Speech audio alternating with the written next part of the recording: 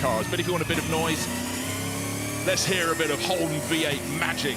The muscle and valet Tim Miles, alas, the great racer and team proprietor Tim Miles died in a cycling accident last week, so we'll miss him enormously. But one thing I will always cherish is the V8 rumble. It's worked across the decades, it still works now, and when this mighty V8 goes up past the wall, you hear the rumble. And we've got two Holdens here, we're treating UW, so think Mount Panorama, think the Hoonies up on the hill, and Jake Hill only has one speed, and that's fast plus, and the British Touring Car Champion loves his older cars, and give him a V8 power, he is your man. And working hard, just coming up past our commentary box through Moulcombe. This will be the fastest run of this part of the morning, but if you're going to do something, do it properly. This is the car that Jamie Whincup used to a couple of the Aussie V8 titles. He's won 7 in all. Brilliant onboard camera footage. Poised. But again, talking about from the dark into light, back into the dark, and hoping your reactor-light sunglasses will allow you to see what's up ahead. He was committed then as well, wasn't he? Well, bear in mind, we're building towards the shootout on Sunday afternoon, and Jake will be one of the competitors. So every run has to be just squeaking a little more out of the car.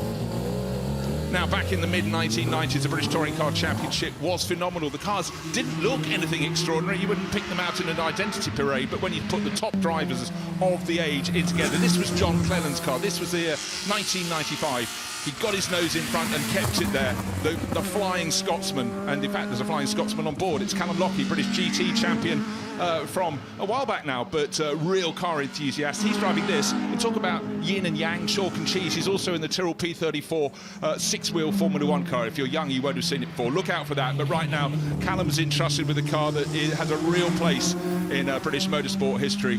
And back then, nobody came home with doors or wing mirrors at the end of a race. It was full-on sort of Roman gladiatorial action. It was a special time, British touring cars, in that little period, wasn't it?